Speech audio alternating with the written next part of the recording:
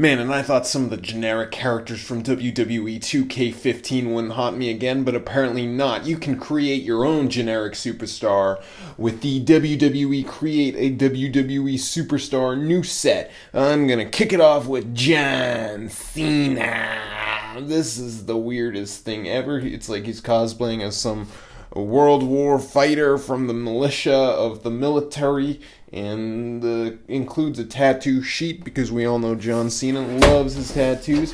Here's the back of the box showing one of the creepiest and generic action figures ever, and one of the worst designs. This is such a weird concept for action figures because seriously, what's the point? I know Marvel does it, Teenage Mutant Turtles does it, Transformers does it, even Jurassic Park, but apparently WWE needs to get onto it. I don't know who did it first, but first. Quote, whoever did it first. Let's get to it. John Cena.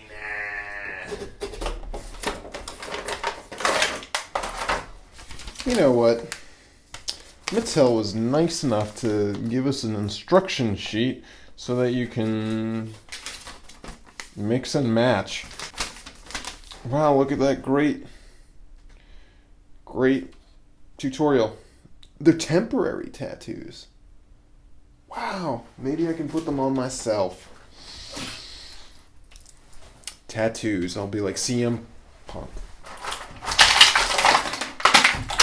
Oh, there's spider wire. I'm gonna pause and take it out. This is like dumbly put in there because it's really impossible to take out, but I just did it. I can do the impossible. My name is Chris Angel. Tommy Angel. Mind freaker. Alright, hey, let's put them together. John Cena. Has he ever worn, like, military green?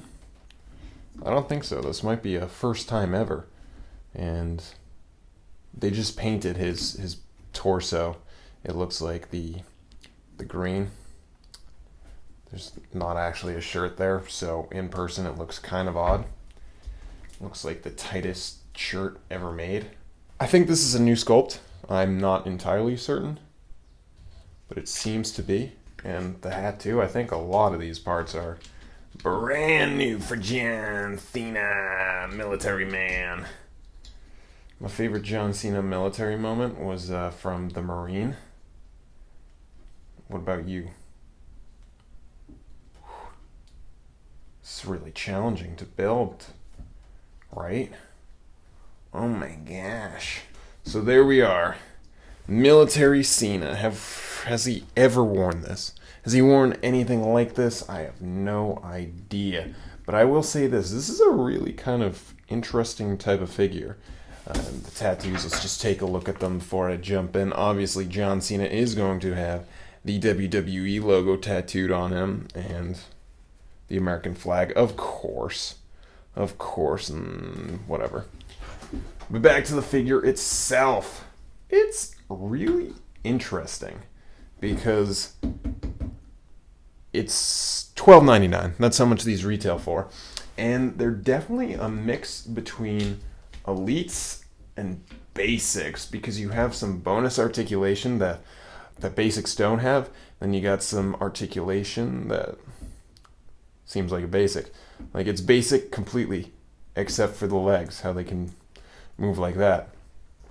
But the only problem I'm seeing with some of the articulation is, as you just saw, sometimes you try and move something and a part falls off.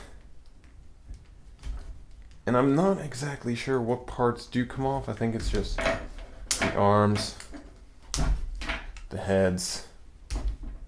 Whoa, look at that peg. It's really interesting, huh? And a lot of these parts are like super rubbery plastic. Nothing like I've ever seen in a WWE figure line. And that's the creepiest thing. Ow! Not really, I've seen creepier things. That's the most disappointing articulation. That barely moves at all. Can the legs come off? Yes, the legs do come off. This is quite the challenging. I'm not really sure who would really want these? Like, I understand the Bray and the Hulk Hogan, but the John Cena, not so much, especially because he's wearing military attire, but he does not come with his dog tags. Let's compare him to regular John Cena Elite, and you'll notice his eyebrows. Looks like he's angry or something. Not sure. He can have his "you can't see me," and then his hustle, loyalty, respect on the other hand. So I'd say this is alright.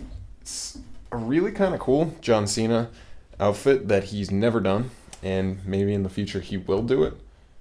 But they're like super, because the build to create a wrestler part, they're not that sturdy.